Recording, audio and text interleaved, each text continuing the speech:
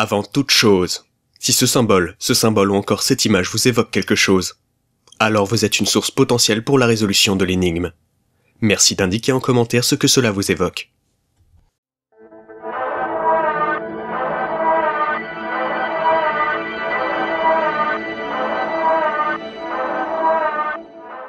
Bonjour à tous et bienvenue pour cette vidéo un peu spéciale à propos de What the Cut, l'émission disponible sur les internets créée par Mr. Antoine Daniel. Comme vous le savez sûrement vu que vous regardez cette vidéo, il existe un mystère autour de What the Cut. Rappelons les faits, depuis l'épisode 18, des lettres subliminales ont été dissimulées dans chaque épisode, et ce jusqu'à l'épisode 28, qui a révélé dans une fin magnifiquement flippante la 13e et dernière lettre.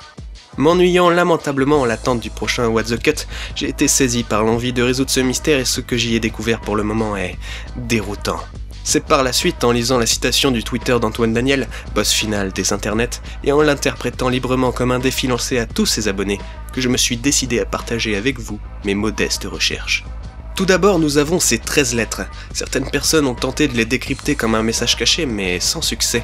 En revanche, une personne a découvert que taper ces lettres dans la barre de recherche YouTube donnait en résultat une vidéo de Videvo Production. Comment être heureux. On peut être certain, vu le nombre de lettres, que ce n'est pas un hasard, et que les 13 lettres ont été intentionnellement mises dans les tags de la vidéo par Videvo Production. De plus, quelqu'un a marqué un clin d'œil dans un épisode de What the Cut en référence à Ludo Revue, le créateur de la chaîne Videvo Production, ce qui nous amène à penser que Ludo Revue et Antoine Daniel peuvent se connaître, confirmant que la vidéo « Comment être heureux » est un indice laissé volontairement. La vidéo en elle-même est très joyeuse, mais ne révèle rien de particulièrement intéressant pour le moment. Ceci dit, le montage est précis, ce qui laisse penser qu'un message est caché dans cette vidéo. On peut par exemple y voir une photo avec un arrêt de bus avec l'année 1984 écrite à plusieurs endroits, ce qui pourrait être une référence au roman 1984 d'Orwell. Mais c'est probablement involontaire. On voit également le nom de l'arrêt de bus, pouvant être une référence à la réserve naturelle de la météorite de Morasco, mais c'est une piste qui ne semble rien donner. Ainsi, les 13 lettres ne nous permettent pas d'aller plus loin que cette vidéo. Ceci dit, elles ne sont que la face visible de l'iceberg, car la fin de l'épisode 28, aussi flippante soit-elle, contient bien des secrets. Déjà, on a cette musique qui arrive comme un ovni, saupoudrée d'images brouillées et multiples et assaisonnée d'un sacoretto, de quoi nous empêcher de voir le moindre indice tellement le tout est hypnotique. Pour avoir regardé ce passage une dizaine de fois, je peux vous assurer que certains de mes neurones se sont suicidés. Ce qu'on sait, c'est que cette musique vient d'un groupe bien mystérieux, SHX, bref ce qui est écrit. Certains pensaient que ça pourrait être une musique composée par Antoine Daniel et donc une sorte d'avant-première pour son album, mais le groupe en question semble être existant et indépendant du mystère.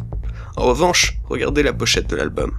Ceci s'apparente fortement à l'état d'un automate cellulaire, sûrement hexagonal. Si vous ne savez pas ce que c'est, Google, lui, le sait. Pourquoi est-ce important de savoir que cette pochette ressemble à un automate cellulaire ? Eh bien parce qu'au début de la fin de l'épisode 28, on voit ceci.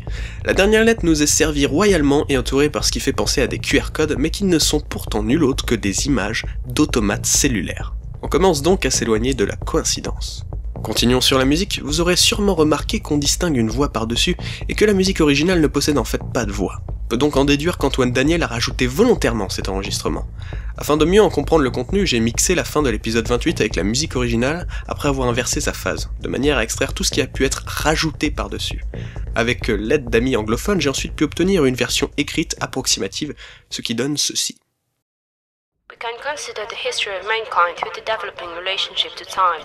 Invention of the clock in the Renaissance gave birth to the industrial age and the culture of scheduling and productivity. Deeper change expressed as people culture pastime, culture of technology and computer-programmed logic. Old world values was gone with technology faster than he thought, but in the new world was, for the most part, got no architecture or program. Le texte est dans la description vous permettant d'essayer de le traduire et d'en comprendre le sens. Avant tout, ce qu'on peut retenir de cet indice, c'est que sa source est complètement inconnue. Ça pourrait être extrait d'un documentaire ou même être écrit et enregistré par Antoine Daniel lui-même. Ça parle d'ordinateurs, de progrès technologiques et des changements que cela a apporté, mais aussi peut-être d'un futur où les ordinateurs ne seraient plus logiques, mais organiques, amenant peut-être sur la piste des automates cellulaires. Intéressons-nous maintenant au côté visuel de cette fin, qui dégage bien plus d'indices qu'elle ne laisse paraître. Ce qui est sûr, c'est qu'elle a été rendue la plus dérangeante et embrouillée possible afin de nous faire passer notre chemin. Après l'avoir décomposée frame par frame, car oui, je n'ai rien à faire de mes soirées, j'ai pu déceler plusieurs indices. Déjà, on a de magnifiques codes sources en fond, illisibles à souhait, noir et bleu. On a des images d'avions de chasse, une forêt, et puis on a des images d'automates cellulaires. Et oui, Je ne suis pas taré. Apparemment ce serait une capture vidéo de MATLAB, qui est un logiciel pour les maths, simulant un automate cellulaire. Il y a même ce qu'il semble être des images de fractales en 3 dimensions. Si vous ne savez pas ce que c'est qu'une fractale, cliquez juste ici. Je pense que je peux affirmer sans trop de problème que les automates cellulaires, ou du moins la technologie, est le point de convergence de l'énigme. Mais pourquoi? Ça, je ne sais pas. Et histoire d'être encore plus embrouillé, voici les 2 indices les plus fiables et qui pourtant donnent le moins de réponses. 3 symboles, dont la seule piste potable est qu'il aurait pu s'agir de symboles maritimes pour la navigation, mais ça ne donne absolument rien. On peut penser qu'il s'agirait de forme pour un automate cellulaire, mais je n'ai pas essayé et de toute façon, je n'y crois pas trop. Et pour finir, une bestiole qui n'a rien à faire là. Présente dans la miniature de l'épisode, elle est regardée par Antoine Daniel un peu comme quand il regarde les lettres subliminales, et également présente dans la vidéo.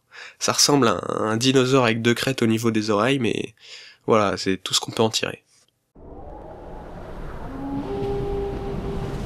Mes amis, mes frères, mes sœurs, nous sommes face au boss final des internets, et il nous a soumis l'énigme la plus étrange et la plus complète de notre époque. Ensemble, relevons ce défi. Résolvons le mystère des internets. Montrez ces 3 indices au maximum de gens possible. À votre famille, à vos amis, à votre facteur, à votre plombier et même à votre chat. Pour qu'un jour l'origine de ces symboles soit alors révélée. Merci.